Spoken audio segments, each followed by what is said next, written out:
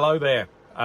You're probably aware by now that the GSPR, the General Product Safety Regulations, were introduced last week on the 13th of December. These apply to any product being sold on any selling platform if you are selling to the EU or Northern Ireland.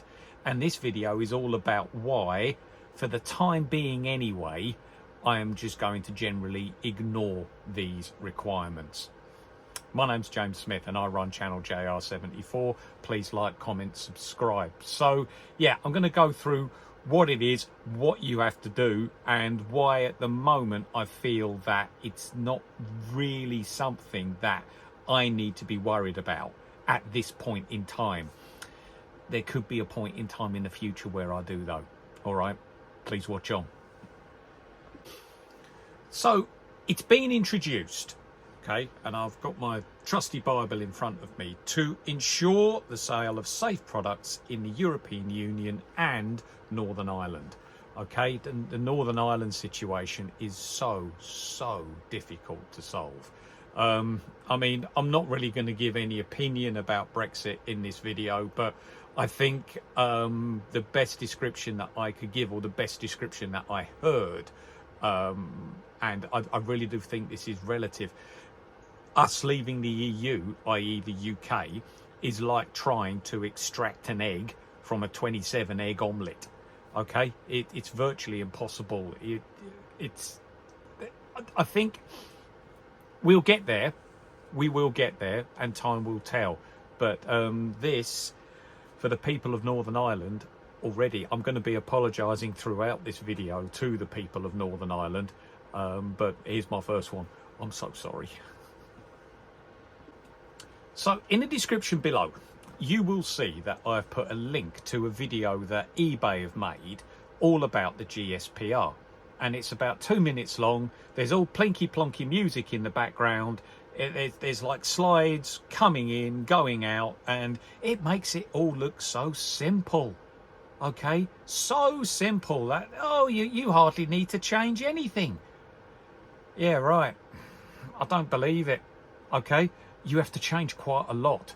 And I'm going to go through now what you have to do if you want to comply with these new GSPR regulations. The first thing you'll need to put in is the manufacturer's name and contact information. Now, I do the manufacturer's name. You know, that's in my title, it's in the description, it's in everything. Contact information? No, I don't do that. You know, if there's labels in the product, I will take a picture of those labels. I mean, we're mainly talking here about clothing. And if we're talking about electronics, if it's in a box, I will take photos of that. I'll take photos of every label on any electronic product, and some of them do have addresses on, but I don't specifically actually enter the address. Okay, so that's the first thing that I would have to do extra if I was listing products to actually comply with these new regulations. You also need product safety and compliance information. Okay, that's very difficult to do when you are reselling a product. Really difficult. I'm going to have to research that a bit more. The reason why I say that is at the moment the UK aren't really doing anything like this, but time will tell. You know, we'll see. But that is certainly something that would be a bit of a stumbling block if I had to include that information as well.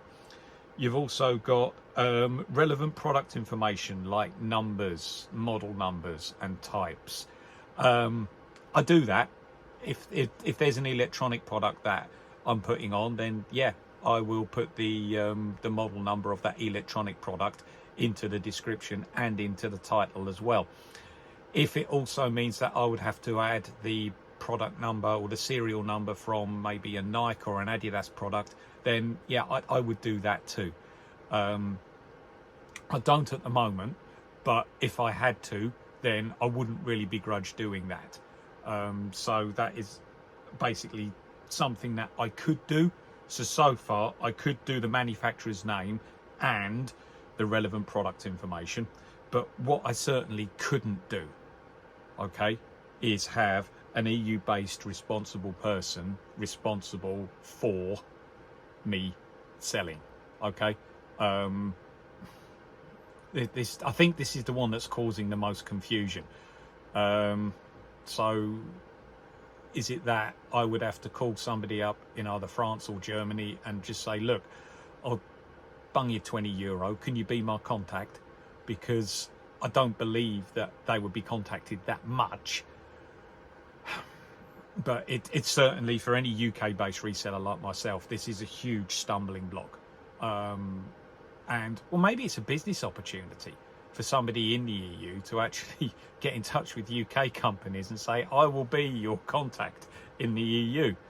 Yeah, we'll have to wait and see. So yeah, there's a couple of difficulties there if I did have to comply with this. Now, I am talking at the moment in the tense that I am not going to comply with it. This is just a side hustle. I'm just selling a few things on eBay. And in terms of the amount that I do sell to Europe, I had, from memory, there was like a cat plushie rucksack that went to Spain. I also had like a premium pair of Nike tracky bots, and they went to France. I do also sell to Northern Ireland, especially rural Northern Ireland. In fact, rural areas in general. I think a lot, I mean, I live in sort of like a town in South Wales. And so if you go literally about 400 metres that way, you're in open countryside. All right, it's a nice place to walk and everything like that. But I wouldn't really classify myself as being in the countryside, living in a rural area. Many people who live in rural areas, I think, rely on like deliveries like this, because they either just haven't got the time to go to the big shops in the big cities where all these things are sold. I mean, that's common bleeding sense. And a lot of my sales are to rural areas, but unfortunately Northern Ireland, and this is my second apology to you, I'm so sorry, but I at the moment am not going to put the extra effort needed for this level of listing just for a very, very small percentage of the products that I sell. Off the top of my head, I reckon Northern Ireland and Europe are probably responsible for between 1 and 2% of my sales, and the stuff that they are buying could be bought by somebody else in the UK anyway. So these regulations at the moment do not apply to the UK. So that is the basic reason why at this present point in time I'm not really doing anything to change the way that I list. It's funny because I did notice, it was about 6 weeks ago now, that there was a new section right above the place where you can add promotions into like the eBay listing page, and it was going on about everything that I've just explained to you about. So I was like, oh, what's all this about then? You know, why are they including this? And now we know why. I mean, if you look at the listing page, title, yeah, buyers need that, okay, because they want to know what they're buying. The sellers need that because they want to explain what they're buying. It's a perfect opportunity to do it. Photographs, exactly the same. The buyers want to see the product. The sellers want to present the product. The price, okay, the description, all of this are needed by buyers and sellers, okay? Now, you could argue that the things that I've just explained, people will be thinking to themselves, oh, God, the fun police have got their hands on eBay now. You know, it's not fun anymore. We've got to include this. We've got to include that. Yeah, I get the people who have that sort of attitude, but really what you've got to do here is you've got to look to the future. The EU, and I suppose they've convinced eBay this, well, the eBay have had to comply to it. I wouldn't think that they're too happy about it, because the EU, I would say that they're getting involved in a problem that eBay are trying to sort anyway, and that problem being the sale of counterfeit goods. And these regulations do go further to building confidence in the buyer that they are buying something that is genuine.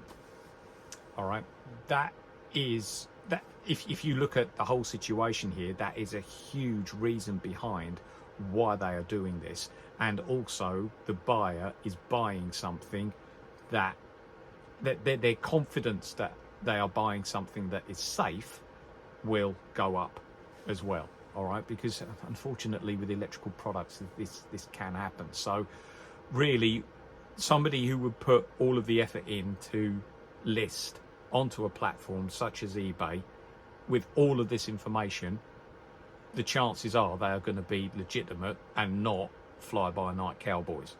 Okay, so again, it's legislation, or sorry, legislation, it's not legislation, it's a regulation. There is a difference between the two. Regulations like this are basically designed to get people who are genuine about selling their products onto these selling platforms. So, you know, it's sort of like it's forcing people to take it seriously. And as I said, I can see a future where the UK do enforce this as well, okay, or do include these sort of regulations for selling within the UK. I can't see any difference. It's the road that we are going down, and you are not going to be able to stop it. So you might as well just accept it and then do what I'm doing in terms of thinking to myself how I'm going to do it when the time comes that I do have to do it. I mean, firstly, I'm hoping that eBay are going to be a bit savvy about this, and the other selling platforms as well. I'll talk about eBay because I predominantly use eBay at this point in time. Say if I put Nike into the product, eBay will be able to tell where I live, and I'm hoping then that they will, I'm giving eBay some ideas here. I'm hoping then that eBay will have a little checkbox underneath saying, do you want us to include all of the contact information for Nike? Yes or no? And you just click yes, and then all of the information is self-filled. Okay, that would be lovely if they did that. But again, if you're talking about like the safety information to do with the product, I mean, I buy secondhand clothing. There's no like booklet that comes with it. Any safety information, I suppose, is on the label, but what if it's washed off on the label? I try and get clothes that are in relatively good condition and not in a condition where nothing would be written on the labels, but will a photograph of the label suffice? Don't know. Time will tell. There's so many unanswered questions here, and there's quite a lot of people that want answers and want answers now. I do feel for those people who have eBay stores that sell to Europe and the EU quite a lot. There's huge changes that they are going to have to make. But luckily for somebody like me, just reselling within the UK, and as I said, I reckon 98% of my sales, maybe even 99%, are within the UK. Yeah, it's at the moment, it is not worth my time. Another thing that you could do to get around this problem would be, well, there's two ways actually. The first way is that you could get a similar product on your eBay screen, okay, and within that product there is a sell similar button. So if somebody else has put the same product that you have got on, say if you've got a pair of Adidas trainers, somebody's put the same pair on, okay, you can then click the sell similar, and if that person has included all of the information that is needed, boom, you're in. Okay, you can use that information, all right, and then just change the title, change the photos, and change the size of the shoe if they are the same shoes. Okay, so that's one way of doing it. Another way of doing it would be to, create one for a pair of Adidas trainers that you have. And then if you have another pair in the drafts or in your active listings, you would then click on create copy. Okay, and then you would then be able to again use it as like a template, delete the photographs, put the new photographs in, but all of the information that you needed to put in, you just did once. Okay, for contact information, say like if you do have to have a database of head offices, that's quite easy to set up on a Google Sheet. Top of my head, well, it's the third time I've said that, you know, I do think I do a lot of thinking. Okay, a lot of top of my head, I would set up a Google Sheet with 26 tabs along the bottom, one for each letter of the alphabet, and then just put the company name and then the address. You can use on the edit menu, there is something called find at the bottom. Click on find, put in the company name, and bosh, it will go straight to it. All right, so there are ways around this that I would explore if I was forced to do this. At the moment, that situation doesn't exist, so you know I am ignoring it. But yeah, it's certainly not the fun police getting their hands on something that people enjoy doing. There is quite a serious reason to it, and anything that increases the confidence in buyers, okay, is good for any seller. All right, it's something that you really, really have to take seriously. The amount of stuff as well that's being bought online is rising year upon year upon year. I think I did a video last year about reasons why to start your eBay store, and I'm going to say it again from the top of my head. I think it was about 32% that is currently the figure for the amount of goods sold that are bought online. So there's still, you might think you might be somebody who buys stuff online all the time. Again, you might think that number's a little bit low, but you know, I think when you look at that number, you do realize that there's still a huge gap that we have to deal with, and or society in general has to deal with, and you need to foresee some of the problems that could potentially happen. Yeah, and this is what this regulation is for. It might seem as it might smack as being a little bit over officious, or you know, not really using a sledgehammer to crack a walnut, but it unfortunately, if you look at it in terms of looking at the next 20 to 30 years, it's needed. But hopefully time will tell, and the automation of the information required will be able to be filtered in quite easily. So there we go. It's just my thoughts on the situation and how myself as a reseller who basically does this as a side hustle would cope with this, and how I'm feeling about it at the moment. I could be wrong. I've just done my research just by watching a few videos, and each and every one of those videos have said that this, if you want to sell within the UK, you don't have to do this. So, and that as well is why, if you don't include it, eBay doesn't stop you. Okay, what I mean by that is if you try and list without photographs, eBay will actually not list and say, no, you've got to include photographs.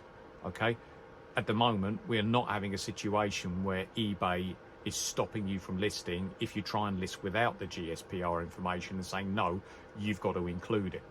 All right, so to me, it seems that the UK, you know, we've got, in terms of this Brexit situation, I think we've got enough to deal with, as opposed to dealing with this sort of regulation as well.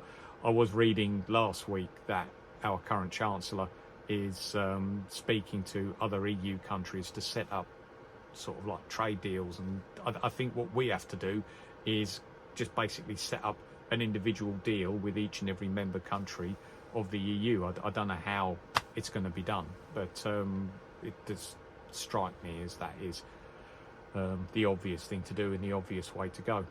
So yeah, So if you are like me, just doing this as a side hustle to your main job, then I wouldn't lose sleep over something like this. Okay, if you want to grow, as you know, as I want to grow in future, and you see Europe as a potential market, then maybe, yeah, you do have to take it. Okay, you do have to put a bit more thought into it. But currently, I've said in previous videos that one of the things that I feel that eBay is going to be working very, very hard on over like the next 10 to 20 years or so is to get shipping costs over long distances down. Okay, one of the barriers to me selling into Europe is the postage cost. You're talking about almost double. So say like if you've got a t-shirt, somebody must really, really want it to pay almost double for that t-shirt. I'll give you an example. I had an Aston Martin polo shirt and I sold it to France. Now I sourced it for £3 and the person in France offered 12. I accepted that offer, but it also cost 12 to send it to France as well. So, you know, once these postage costs start to come down and Europe really, really does open up because of these reducing postal costs, then yes, I would definitely be taking the GSPR far more seriously. Right, I think that's me done. Okay, look out for In On and Gone number 32 over the weekend. I might just take, as it's Christmas, okay, I'm not going to put out a midweek video. I'll leave it for that week. Okay, so if you don't watch the next one, I'm going to say it now. Merry Christmas, Happy New Year to all of my viewers. Thank you for supporting this channel this year. I started it last April, so this time last year I had no idea that I would be doing this, none whatsoever. But I'll tell you now, I have enjoyed it. I've enjoyed it, and there will be a review video coming out as well. Right, I'm waffling. Okay, let's stop. Let's sit down. Let's relax. Let's reflect on the year. Okay, have a nice one. This is Smithy out. Bye bye. Little bit of a seasonal nugget for those that have stayed right until the bitter end. A little bit of a treat for you. Now, as you know, this is a side hustle for me, and my job is in education. I think I don't really mention it that much because I want to focus on the eBay reselling. But yeah, I'm a secondary school teacher here in the UK, and I had a lesson. This is going back a few years, but I always remember this, and it just makes me laugh every Christmas. A kid came in, pupil, and he said, "Oh, sir, can we play my favourite Christmas carol right at the end of your lesson?" And I was like, "Oh, go on then. All right, go on then." So we done the lesson, and he went, "Sir, can we play it now?" And he says, "Yeah, okay, well, what's your favourite carol then?" He says, "Oh, it's a lovely one. It's called Philippe's Not Me Dad." Just, so thinking, next time you hear Feliz Navidad, just think of Philippe's Not Me Dad.